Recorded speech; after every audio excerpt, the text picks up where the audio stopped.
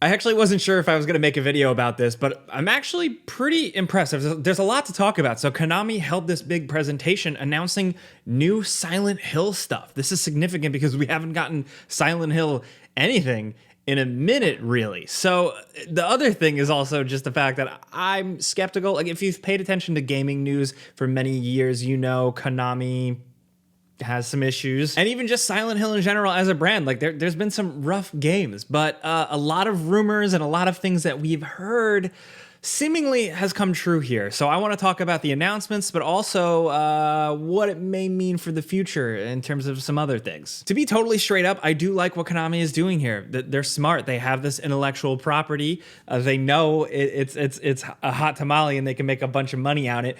So they're essentially divvying it out to different studios that are, seemingly suited to make Silent Hill projects. It doesn't seem like they're developing anything in-house or anything like that. Of course, the big first thing I think worth mentioning is the Silent Hill 2 remake. The thing has been rumored forever. Pretty much knew it was coming, and everything has shaken out here. It's being developed by Bloober Team, believe it or not. Bloober, of course, are the folks behind most recently The Medium, which I thought had some good elements to it. Also, Observer, which is tight, and Layers of Fear. Now, this studio has had their share of issues, but most recently with The Medium, I thought there were elements of it that were obviously evocative of Silent Hill. That was intentional with a lot of the things, a lot of people that worked on it and stuff, but they just really got striking imagery down in a lot of ways, and that kind of like redeemed some elements of the game for me. So it makes sense that they're doing this here. They're once again working with Masahiro Ito, who is like the famed Silent Hill artist, and Yamoka, the composer from the original game. So definitely not my first choice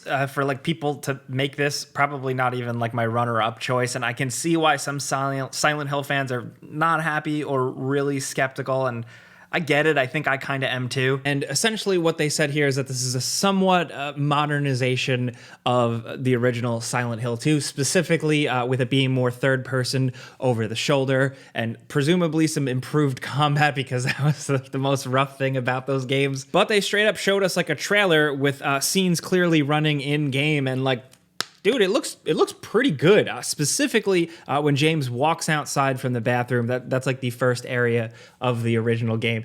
It looked stunning. Like, it looked absolutely wild. Am I jammed up? It's not more of a fixed camera angle, and I think that like shouldn't be a type of thing that should die. Yes. Bring back fixed camera angle games sometimes for horror games. But anyway, nah, man, like it does look pretty cool. James specifically looks a little weird. It's going to take getting used to. I just expected him to look different, in 4K or whatever, but it seems like it works. I am just very, very curious to see if the tone can be held. For me, Silent Hill is all about tone and atmosphere, and the foggy streets are here. They seem great. A lot of the color palette seems good, but there's just something about a Japanese development team's DNA in certain games. It's just hard to replicate, Granted, I think it's good that it's Bloober Team, a Polish studio that is tasked to do it, is still collaborating with Japanese developers and producers here. So, I have some hope there, but that's really my biggest question with this thing. Because honestly, it could still play like shit. I don't care, because the originals played like shit. But I just hope that it's a good kind of like representing of some of the icky feelings that game originally gave you. Because Silent Hill 2 is incredibly bleak, from the subject matter to the story to how it's told.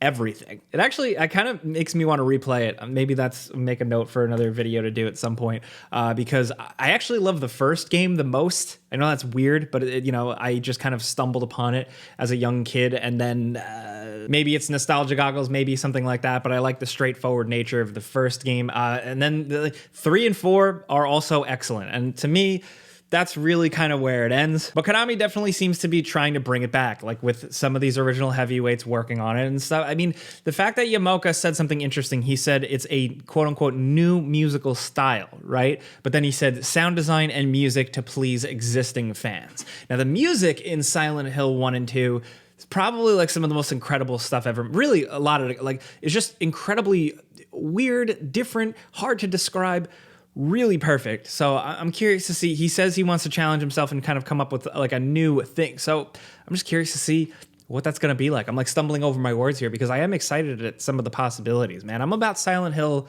for the vibes and less about the actual gameplay. And interestingly enough, maybe we'll talk about this more in a little bit, but this game is slated to be a PlayStation 5 exclusive for 12 months. Like the marketing straight up said that right there at the forefront. It's going to be on PlayStation 5 and PC, which is good, but Xbox people or whoever else presumably are going to have to wait 12 months or more. Now, a small thing that I thought I wasn't going to give a damn about, but then I was actually kind of into hearing what they had to say is the fact that they are working on a new movie. It's called Return to Silent Hill, and it's featuring Christoph Gans, who actually directed the first movie, which the first Silent Hill movie, for what it was, I actually thought it was pretty good. It kind of understood at least a little bit like what made the games tick. So for him to return is interesting, and essentially where the first movie kind of was like a retelling, kind of reworking of the first game, this new movie is actually going to kind of tell the story of Silent Hill 2. So they're clearly going in on like Silent Hill 2 as this like brand building thing. That being said, I've followed movie news for a very, very long time as well, and I'm not really going to actually believe this one until they start really working on it. Like until actual boots are on the ground filming something. I don't know why I did that. Like they don't film like that.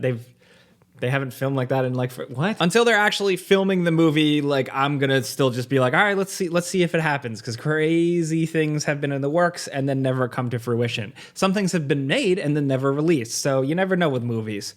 Hey, now, real quick, just before we keep going, this episode is sponsored by Outplayed. This is free game capture software that is easy to use and really unique. Outplayed allows you to run it in the background while you're playing it, and instead of manually recording large chunks of gameplay, it'll actually automatically record special moments and events in supported games. Have it record kills, assists, victories, whatever you choose. And it's all easily laid out and accessible on a timeline, allowing you to edit clips and share on Discord, social media, YouTube, stuff like that. And everything is just nicely organized by game. It's super easy to use, and it supports over 300 games, and new games are being added to the list all the time. So go check out Outplayed. It's easy. Download it for free by clicking the link in the description down below. Then there was Silent Hill Ascension coming in 2023, which this is the only one to me that kind of feels like a quantity over quality, where this is essentially going to be some sort of, again, like a transmedia live multiplayer interactive experience. They said it was inspired specifically around watching streamers interact with their viewers playing horror games on stream. A lot of people behind this, though, a studio that I don't really know, but also Behavior, the people behind Dead by Daylight, and Bad Robot. So it's like you have the game making stuff, the story stuff, the technology stuff. I'm curious to see what's going to come of this. Even with what they showed, I didn't really get it, but we'll have to wait and see. It could be a really cool experience, and I'm not gonna dunk on that until we see it. What seems kind of interesting is this Silent Hill Townfall. This is by No Code, and it's being published by Annapurna, so it's probably a little bit more story, presentational, FMV, artsy-fartsy, which I think works for Silent Hill with what we got, the brief teaser, some really cool imagery, some really, really cool branding with like the stark red over black and white images. I thought that worked really, really well. Very much like a dread, like a ugh feeling. And No Code, those developers made Observation, a game from a few years back where you were a woman on a space station floating around. I don't think I demoed it somewhere, but I don't think I ever really played it. But you can at least look up that game, see what it's about, and go from there. I think that and Silent Hill 2 are the most exciting things about like this kind of possible resurgence of Silent Hill, provided that Konami doesn't screw it up too much. The other thing is Silent Hill F, or actually like if you can read music, the F is actually a forte, that symbol. High school band, ladies and gentlemen. But this is another new game in the works that we don't really know too much about, so I can't like put this up at the top. This is from Neobards Entertainment, a technically independent Taipei studio that seemingly has worked a lot of support work with stuff like Resident Evil RE Verse, a Devil May Cry collection, the Onimusha remaster, stuff like. So it seems like they're supporting Japanese studios for working on other stuff. So I'm curious to see how that's going to go. If this is like one of their first full-fledged big games, this is where it's a little bit more of a gamble, but they seem pretty proud of the people behind it.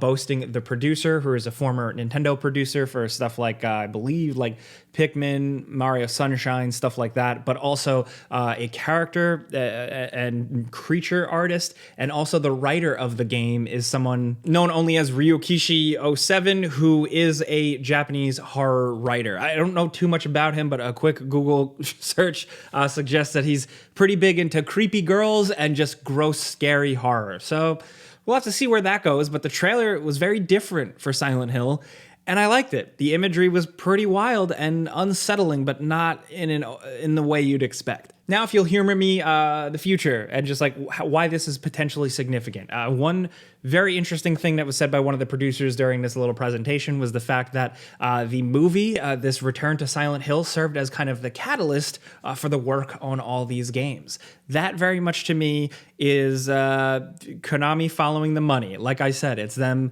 having this intellectual property and finally leveraging it. And it sounds a lot to me kind of like a similar situation with The Last of Us Part 1. Friend of the show, Timur Hussein, put out a pretty good video that I'll link down in the description where he outlined essentially like why it makes sense that The Last of Us Part 1 is this big $70 remake that not a lot of hardcore gamers wanted, but it's not necessarily for them. It's for the setup of this HBO show that might be a big deal and might bring more people in. I look at this as a very similar thing. They're probably maybe looking at the first Silent Hill movie and how that was pretty cool, and they're hoping that that will bring new eyeballs on the franchise. The thing that's interesting is that that movie, like I said, definitely seems like it's like really still in the works, where the games are coming sooner. So the games are going to be for us now, and then people who see that movie will have a bunch of games to gobble up if they want to pursue it. I think the biggest thing is just them not screwing it up. Bloober, it's like if you're not going to use a Japanese development studio, but like there's still room for it being a cluster F there. I don't know. It looks good though, but then that could usher in maybe a whole bunch. Maybe they're looking at Capcom's strategies and maybe we'll get a Silent Hill 3 or even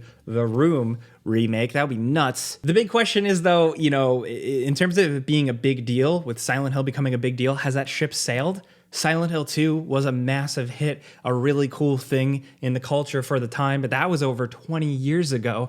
I don't know. I think it's worth a shot just because Silent Hill still, and I've said this in like Game Ranks videos and stuff, Silent Hill itself, from the imagery to the vibe to the music, everything about it is so distinct, so unique. There's nothing else really like it.